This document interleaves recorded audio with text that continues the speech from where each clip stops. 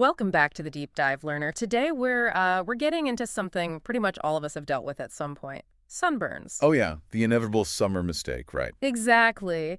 We love the sun, but we absolutely hate the burns. And honestly, the traditional remedies we use, they can be so sticky and messy. Yeah, and sometimes they don't even feel like they're doing much. Right. So to start things off, I want you to imagine taking a chemical acid, like literally the exact same compound that your white blood cells use as a biological bleach, and spraying it directly onto a blistering, agonizing sunburn. I mean, that sounds like absolute torture. It really does. It sounds like the worst possible idea.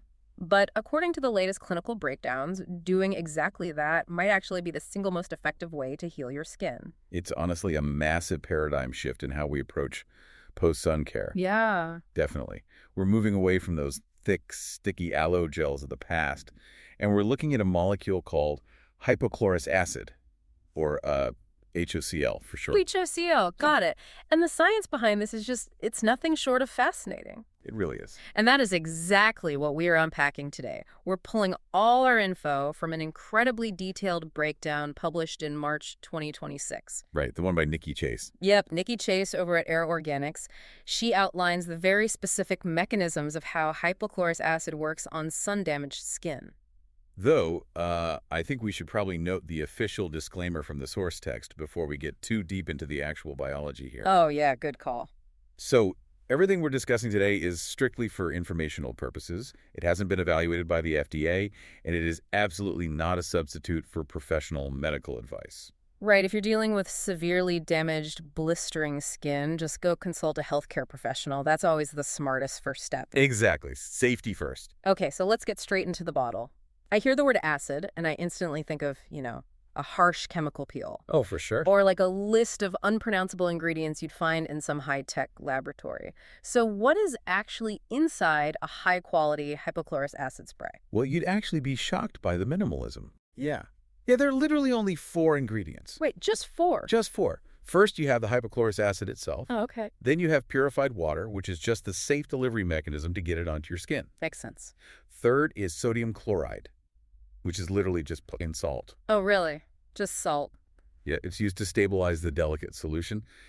And finally, you'll occasionally see a tiny amount of citric acid. Wait, a second acid? I know. We are putting 2 different acids on a sunburn. I have to push back on this. Go for it. Like, my skin is already screaming in pain. It's radiating heat.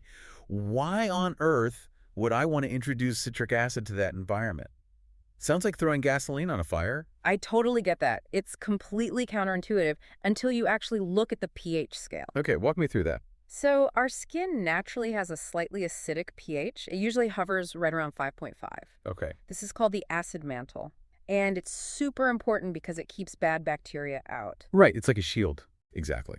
But when you get a severe sunburn, that barrier is just obliterated. Ouch. Yeah. So the citric acid isn't in the bottle to act as an active ingredient.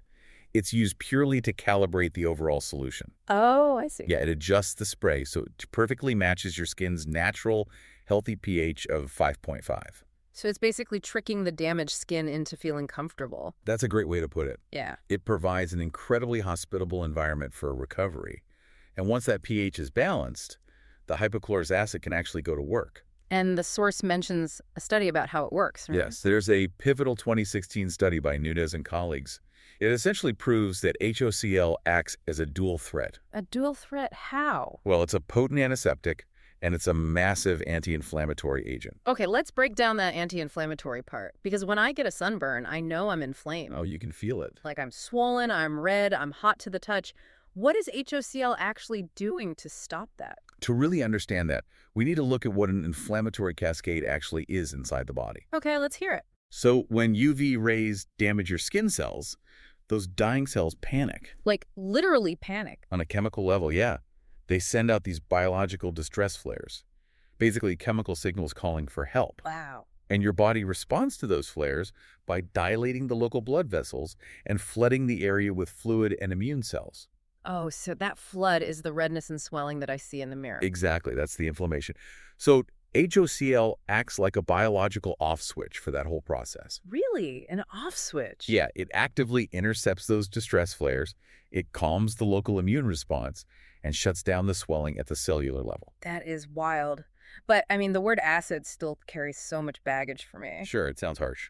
Yeah, I'm thinking of, like, lemon juice stinging a paper cut. How do we get these anti-inflammatory benefits without burning the fragile skin? Well, it all comes down to the concentration. Like, Okay. this isn't a 20% glycolic acid face peel. The concentrations used in post-sun care are infinitesimally small. How small are we talking? So the breakdown from Aero Organics lists 3 specific tiers. The standard is 0.01%. 0.01%. That is tiny. It is incredibly dilute. At 0.01%, it's ultra gentle. It's designed to soothe mild burns without demanding anything from the compromised tissue.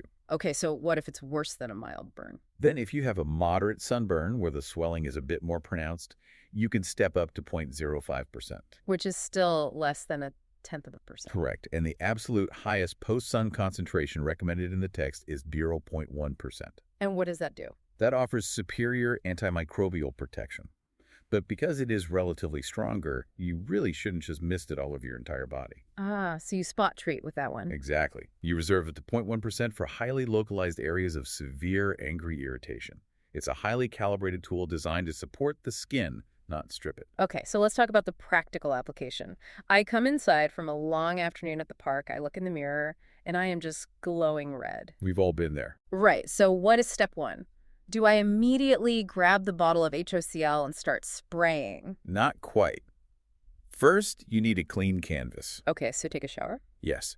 You want to gently wash the affected area with mild soap and lukewarm water. Just lukewarm, not cold. Lukewarm is best. You are trying to remove dirt, sweat, and leftover sunscreen, but you must be incredibly gentle. Right, no scrubbing. Definitely no scrubbing. And then you pat the skin dry with a soft towel. Friction is the absolute enemy of a fresh sunburn. Got it. Pat dry. And once I'm clean and dry, how do I actually apply the acid? It's super easy. You simply spray it directly onto the burn, or you can use a saturated cotton ball to dab an even layer. Okay. And here's the crucial part. You step back and do nothing. You allow the skin to air dry. You do not rub it in. Wait, really? Why not? We rub lotion in all the time. Because when skin is sunburned, the cellular structure is incredibly fragile. Rubbing introduces microabrasions. Ooh, that sounds bad. It is. You are basically taking skin cells that are barely hanging on, and you're physically tearing them off. Yikes. Okay, so no rubbing. Right. Let the water evaporate and let the HOCl absorb on its own. And you just repeat this gentle process 2 to 3 times a day.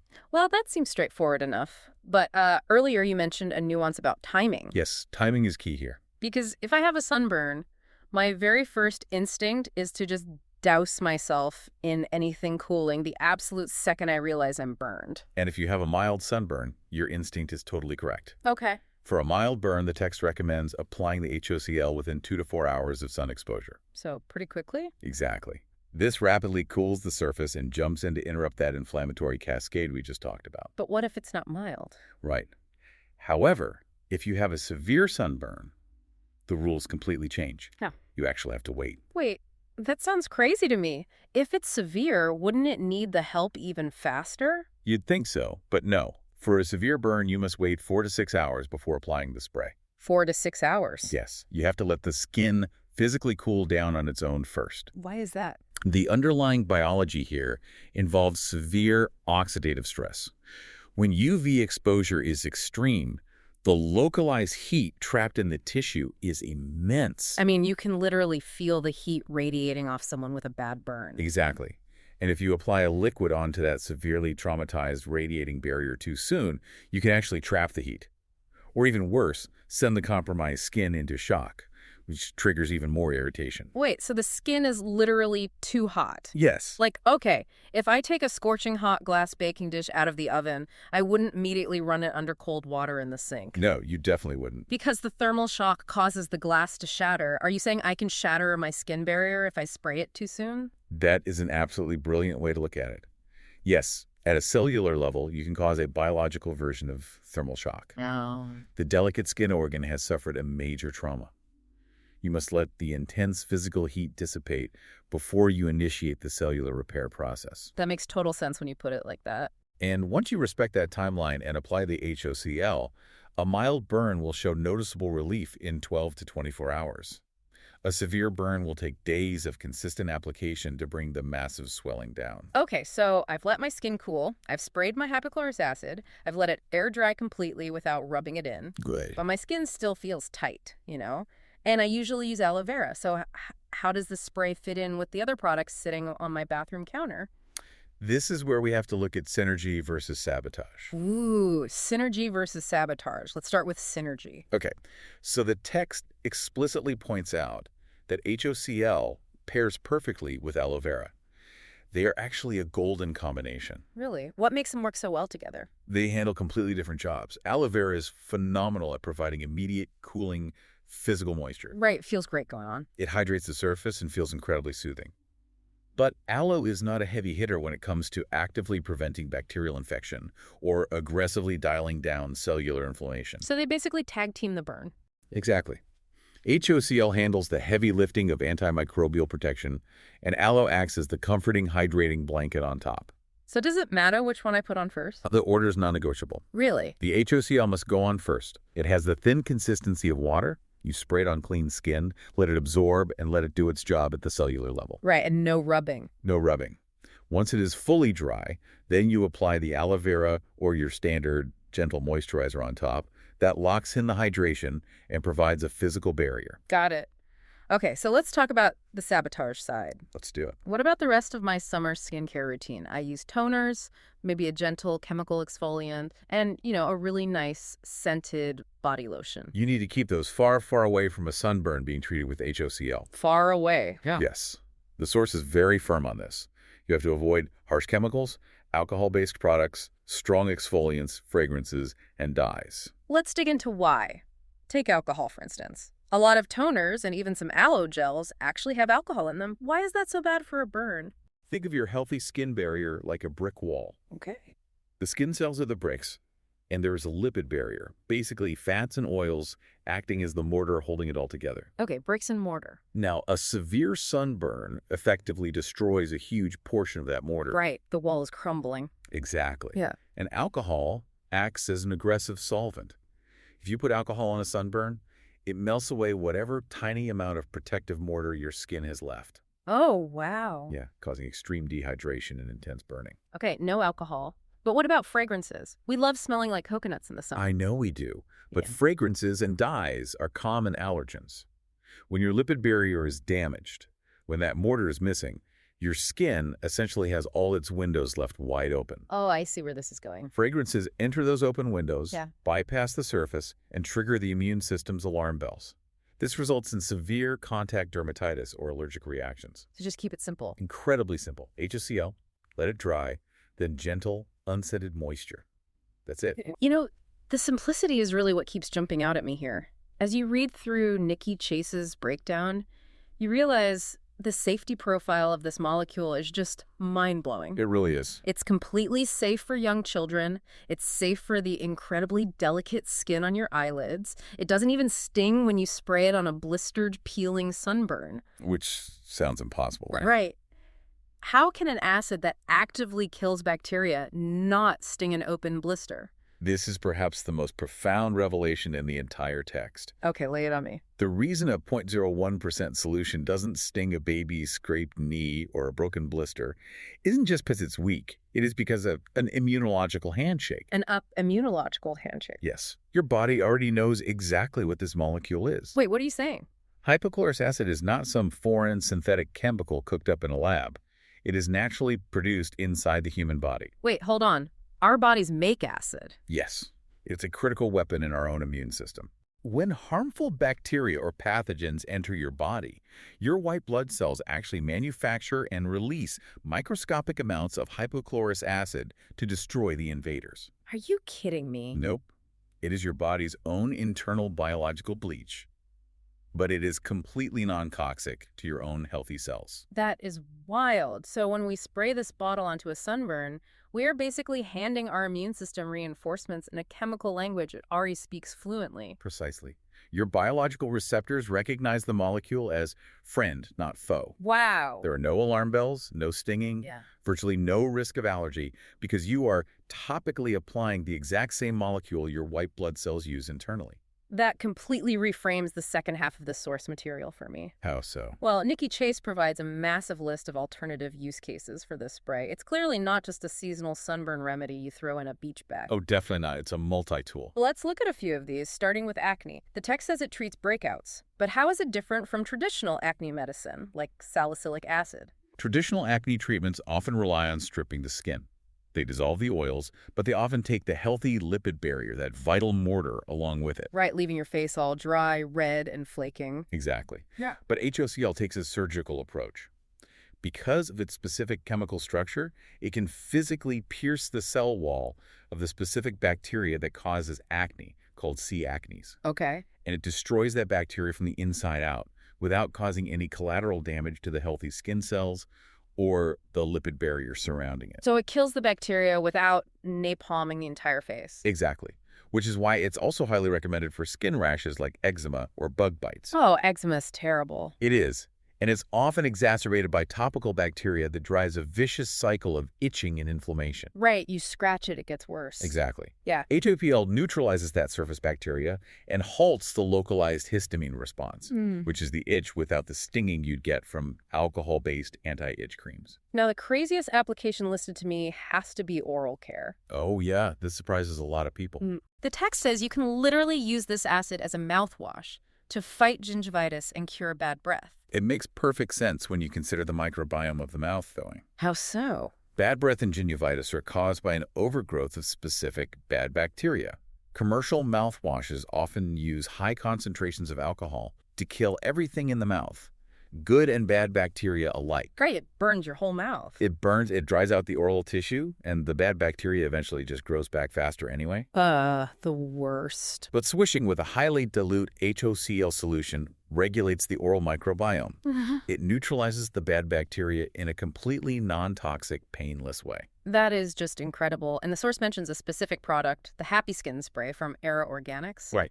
Which runs about $17.99. When you really step back and look at it, $18 for a bottle that treats severe sunburns, sanitizes open wounds, clears up acne, stops eczema from itching, and can be used as a mouthwash. I mean, it makes all those highly specialized, expensive single-use creams in the first aid kit feel a little obsolete. It really does. It is an incredibly elegant approach to tissue health. By utilizing the exact mechanisms our own immune systems have perfected over millions of years, we vastly simplify our external care routine. Well, learner, we have covered a massive amount of ground today. We really did. We took a microscopic look at hypochlorous acid, breaking down how a simple combination of water, salt, and naturally occurring acid acts as a biological off-switch for inflammation. And we learned the protocol for rescuing UV-damaged skin, Yeah. including that critical concept of thermal shock. Right. Why you must let a severe burn cool down for 4 to 6 hours before treating it. Yes. We also navigated the chemistry of your skincare routine. The synergy and sabotage. Exactly. Understanding why alcohol melts away your lipid barrier and why you should always apply HOCl first, let it dry, and then follow up with a simple unscented moisturizer like aloe vera. And finally, we discovered the immunological handshake. The incredible reality that a single, gentle spray can handle everything from a toddler's scraped knee to stubborn acne, simply because it is an exact replica of the healing tools already inside us. Which brings us to a compelling thought to leave you with. Let's hear it. Knowing that hypochlorous acid is simply our own white blood cells' defensive weapon bottled up for external use, it really begs the question of what comes next. Oh, interesting. Are we entering an era where the most advanced, effective medical treatments won't be exotic, synthetic chemicals discovered in a remote laboratory, but rather perfect biological replicas of the microscopic defenses already working inside of us right now? What other natural bodily systems could we harness to heal ourselves from the outside in? That is absolutely something to ponder the next time you find yourself staring in the bathroom mirror at a glowing red shoulder. Hopefully you won't be. Let's hope. But at least now you know exactly what the science says to reach for, and you can finally say goodbye to feeling like a sticky, aloe-covered science experiment. Catch you on the next deep dive.